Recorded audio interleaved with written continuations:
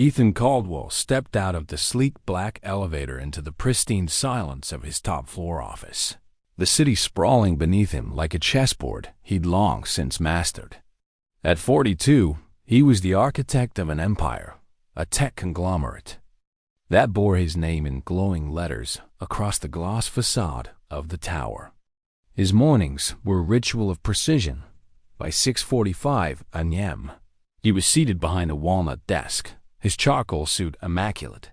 Every cufflink and tie not a testament to a life where control was paramount. His assistant, a wiry young man named Daniel, moved soundlessly, placing a stack of reports on the desk's edge, each folder aligned with geometric care. Ethan didn't look up, his pen gliding across a contract, his mind already dissecting the day's agenda. A shareholder meeting at noon, a product launch strategy by 3. But today, Daniel lingered a moment too long, his fingers twitching. At his sides, a nervous tick that Ethan caught from the corner of his eye. "What is it, Daniel?" he asked, his voice low but sharp, not pausing his writing. Daniel cleared his throat, his words cautious, almost apologetic. "Sir, it's about Clara Thompson, the cleaning lady for this floor. She hasn't shown up for her. Shift third day now, no call, no notice."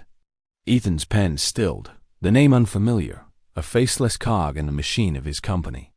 He didn't know Clara, had never seen her, only noticed the absence of dust on his desk or the faint lemon scent of polished floors. Reliability was the bare minimum he expected, and her absence felt like a crack in his carefully curated world. He leaned back, his chair creaking faintly, and fixed Daniel with a look that demanded clarity. "Has she been contacted?" Daniel shook his head, his unease palpable. "No, sir. I thought you'd want to decide how to proceed." Ethan's jaw tightened. He didn't have time for this, not with $1 billion merger looming.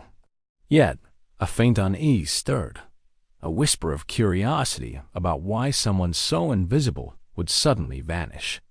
If one employee could skip work without consequence, others might follow, and that was a precedent he couldn't allow. "Give me her number," he said, his tone clipped, already mentally framing the call. A firm reminder of expectations, a warning, then back to his day. Daniel scribbled the number on a slip of paper and handed it over, retreating quickly as Ethan picked up the phone. He dialed, expecting a tired voice or an excuse, his mind already half on the next task. The line rang, each tone sharpening his impatience, until it connected, and a small, trembling voice answered, "Hello?" It was a child's voice, so soft it seemed to dissolve into the air, and Ethan froze, his prepared words crumbling. For the first time in years, the man who controlled everything felt the ground shift beneath him, a faint tremor of something human pulling at the edges of his heart. He sat rigid at his desk, the city skyline a muted blur beyond the glass, the receiver pressed to his ear as if it could anchor him to the moment. "Hello?" the child repeated, her tone quivering with uncertainty, like she'd been caught doing something forbidden. Ethan's throat tightened. He'd been ready to deliver a sharp reprimand to Clara Thompson, the absent cleaning lady, but this was no tired employee offering excuses. His mind scrambled to adjust, a cold efficiency he'd honed over years suddenly useless. He cleared his throat, softening his voice in a way that felt foreign. "Hello," he said, pausing, searching for words that wouldn't startle her. "I'm looking for Clara Thompson. Is she there?" Silence stretched, broken only by a faint rustle, as if the child was shifting the phone. When she spoke again, her words were barely above a whisper, each one heavy with care. "Mommy's too sick to talk right now." Ethan's chest tightened, a sensation he couldn't name, part unease, part something deeper, like guilt for assuming negligence. He glanced at the slip of paper with Clara's number, its neat digits now mocking his earlier irritation. "I'm Ethan," he said, gentler still, as if speaking too loudly might shatter her. "What's your name?" Another pause, then Lila. "I'm 8. Her voice was small but steady, and he could almost see her, clutching the phone with both hands, standing in a place he couldn't picture. He leaned forward, elbows on his desk, the merger documents forgotten. "Lila, is there someone else there with you?" he asked, his mind racing with questions he wasn't sure he should ask. "No," she said simply, and the weight of that single word landed like a stone. Ethan shut his eyes, picturing a little girl alone, her mother too ill to answer a call. "Is your mom okay?" he asked, his voice quieter than he intended. Lila hesitated, and when she spoke, her words were careful, like she'd rehearsed them to sound braver than she felt. "She's been sick for a while. She tries to get up, but she can't. I help her with water and stuff." Ethan's hand tightened around the receiver, his knuckles pale.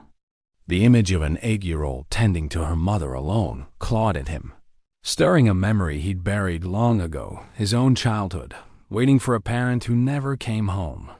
He pushed it down, focusing on Lila. "You're doing a good job." "Lila," he said, surprised by the warmth in his tone. "You're very brave." She didn't respond right away, and he wondered if she'd ever been told that before. "I called because your mom didn't come to work," he continued, choosing his words with care. "I just wanted to check on her." Lila's voice brightened slightly, as if his concern was a rare gift. "She's worried about her job. She says we need it." The simplicity of her words cut deeper than any boardroom argument Ethan had ever heard. He thought of the payroll lists he'd scanned, names reduced to numbers, never imagining the lives behind them. Clara's absence, which had seemed like a minor annoyance, now felt like a failure of his own making. How had he never questioned what kept his office spotless? "Tell your mom not to worry about work right now," he said, his voice firm but kind. "I'll make sure her job is safe." Lila's breath hitched, a tiny sound of relief that made his chest ache. "Really?" she asked, and the hope in her voice was almost too much to bear. "Really," he confirmed, feeling the weight of his promise. He wanted to ask more about Clara's illness, about what Lila needed, but he sensed she was already stretched thin, carrying burdens no child should. "Layla, can you tell your mom I'll call again later? And if you need anything, you can call this number, okay?" He gave her his direct line, a number he rarely shared, surprised by how easily he offered it. "Okay," she whispered, and then, so softly, he almost missed it, "Thank you, Ethan." The line went quiet, and he sat there, the phone still in his hand, the hum of his office fading into the background. Lila's voice echoed in his mind, small but unshakable, and for the first time in years, Ethan felt something shift, a crack in the armor he built to keep the world at arm's length. He stood, staring at the city below, its lights flickering like a pulse, and realized he couldn't let this go. The call had been meant to fix a problem, to restore order, but instead, it had opened a door to something raw and real. He grabbed his coat, his movements swift but unsteady, and told Daniel to hold his calls. He didn't know what he'd find at Clara's apartment, but he knew he had to go, to see for himself the lives he'd overlooked for so long. Ethan Caldwell drove through the city's fraying edges, where glass towers gave way to sagging brick buildings and sidewalks buckled from neglect. His sleek sedan felt out of place, its polished exterior reflecting the dim glow of streetlights as he navigated streets he'd never had reason to visit. Lila's voice, fragile yet resolute, played on a loop in his mind, urging him forward.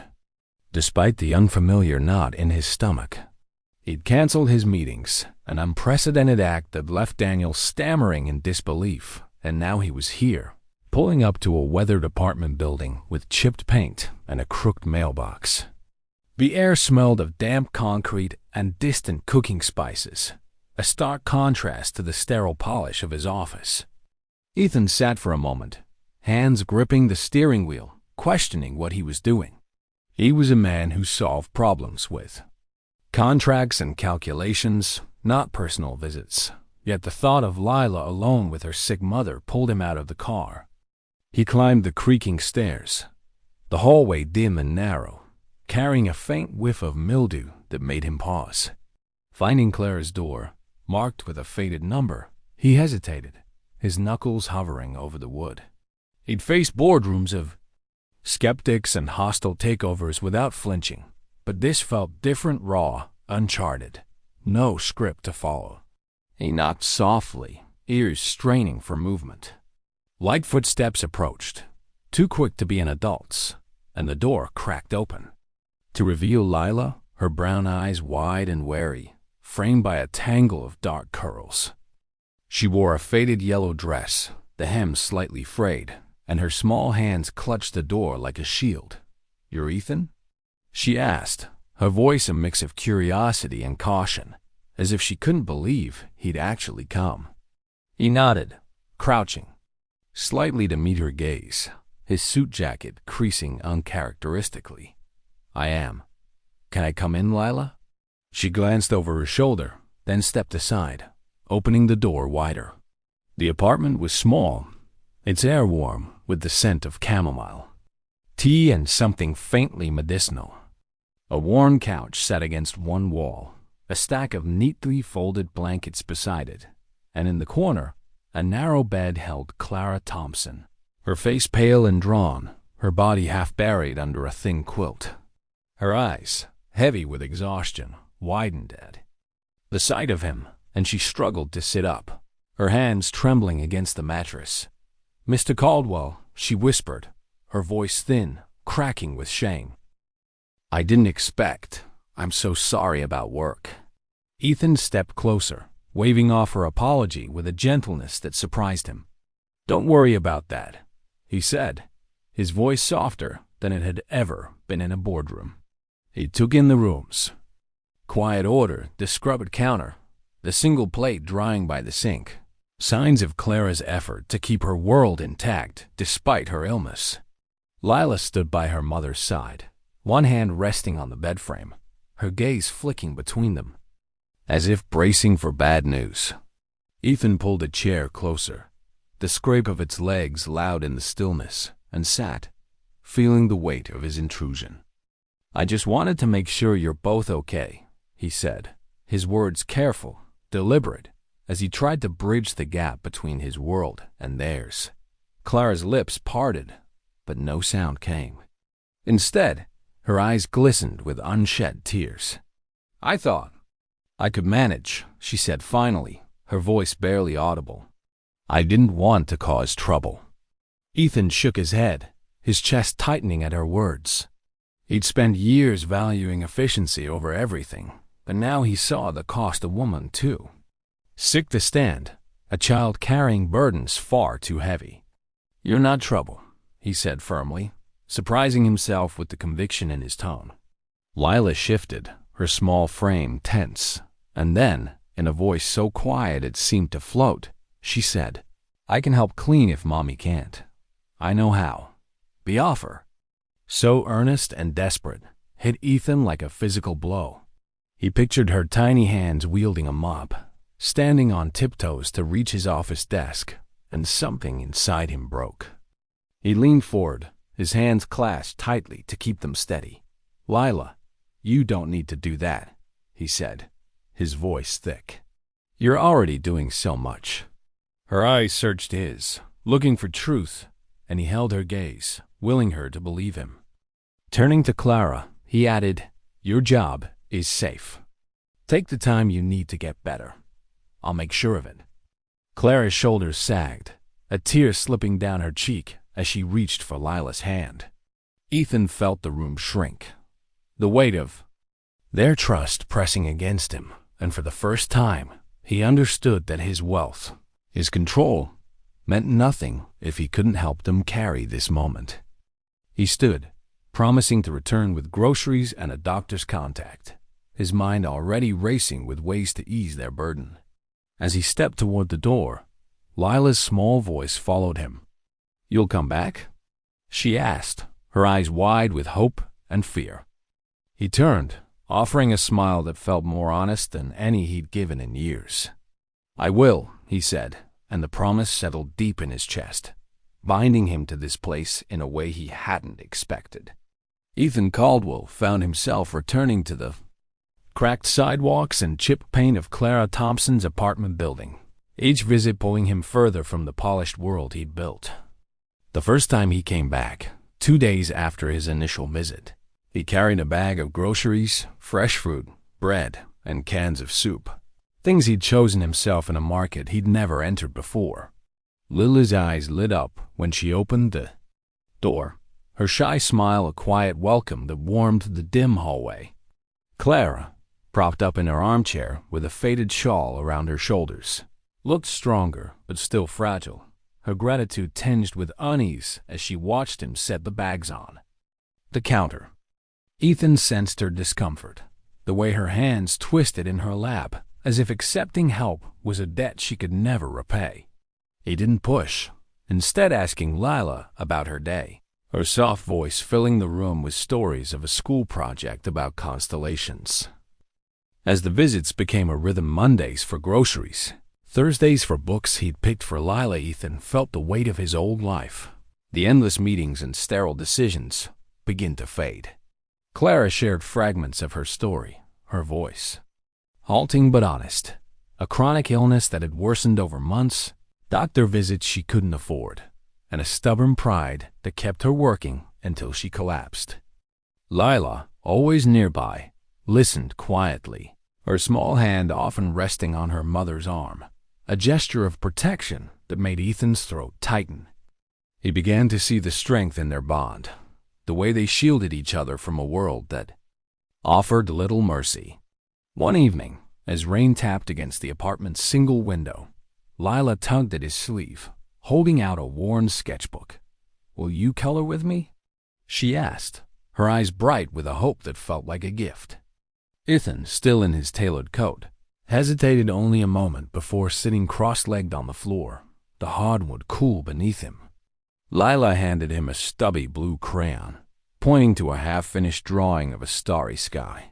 As they colored, her small fingers guiding his to stay within the lines, Ethan felt a lightness he hadn't known since childhood, a time before ambition had hardened him. Clara watched from her chair, a faint smile softening her tired features, and for a moment the room held a warmth that rivaled the grandest boardrooms Ethan had ever commanded. He began to dread the return to his penthouse, its marble counters and silent rooms, a stark contrast to the cluttered, lived-in comfort of this small space. Each visit revealed more of Clara and Lila's resilience, the way Clara insisted on making tea despite her trembling hands, or how Lila carefully arranged her books to make room for new ones. Ethan found himself lingering longer, asking questions that had nothing to do with their immediate needs, about Clara's favorite music, about Lila's dreams of being an astronaut. Their answers, simple and unguarded, chipped away at the walls he'd built to keep people at a distance. He started noticing things he'd never paid attention to before, the way Lila's laugh carried a hint of her mother's, or how Clara's eyes brightened when she talked about her daughter's future. One afternoon, as he helped Lila stack groceries, Clara spoke softly, her voice carrying a weight of confession. "I used to think if I just worked hard enough, we'd be okay," she said, her gaze fixed on the floor. "But it's never enough, and I'm scared Lila's paying for it." Ethan paused, a can of peaches in his hand, and felt a surge of something he couldn't name: anger at the unfairness, guilt for his own blindness. "You've done more than most could," he said, his voice steady but warm. "Lila's strong because of you." Clara looked up, her eyes glistening, and for the first time, she didn't apologize. Ethan began to question the man he'd been, the one who measured success by numbers and control. Each night, as he drove away from their apartment, the city's lights blurring past, he felt a pull to return, not out of obligation, but because he was starting to need them as much as they needed him. Lila's quiet trust, The way she'd lean against him while reading felt like an anchor, grounding him in a way his wealth never had. Clara's growing openness, her stories of a life spent fighting for her daughter, made him see his own achievements as hollow. One evening, as he sat with them over cups of chamomile tea, Lila climbed onto the couch beside him, her sketchbook open to a new page of drawing of 3 stick figures under a starry sky. "That's us," she said, pointing to the smallest figure, holding hands with 2 taller ones. Ethan's breath caught, the image a mirror of something he hadn't dared name. He looked at Clara, who met his gaze with a mix of gratitude and vulnerability, and he knew this wasn't just about helping anymore. It was about belonging, about finding a place where he could be more than a title. As he left that night, Lila's drawing tucked carefully into his coat pocket, he felt the weight of a choice forming, a choice to step fully into their lives, not as a savior, but as someone who cared. Ethan Caldwell stood in Clara Thompson's cramped living room, the soft glow of a single lamp casting shadows across the worn rug, his heart pounding with a clarity he'd never felt in his boardroom battles. Lila sat cross-legged on the couch, her sketchbook open to a page of colorful stars, her small fingers tracing the lines as she glanced up at him with unguarded trust. Clara, wrapped in a faded sweater, sat in her armchair, her face less pale than before, but still etched with the strain of illness and worry. Ethan had come with groceries again, the routine now as natural as breathing, but tonight felt different, heavier, as if the air itself held the weight of what he needed to say. He set the bags down, his hands lingering on the counter, and took a seat across from Clara, his usual confidence replaced by a quiet vulnerability. Lila's drawing from the last visit 3 stick figures under a starry sky burned in his memory, a symbol of the bond he could no longer ignore.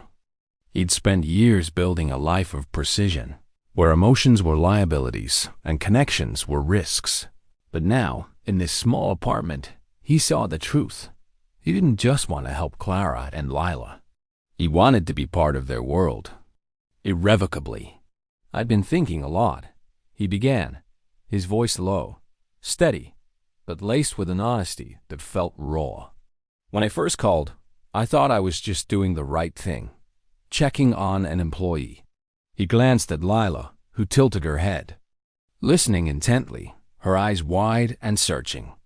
"But it's more than that now," he continued, turning to Clara.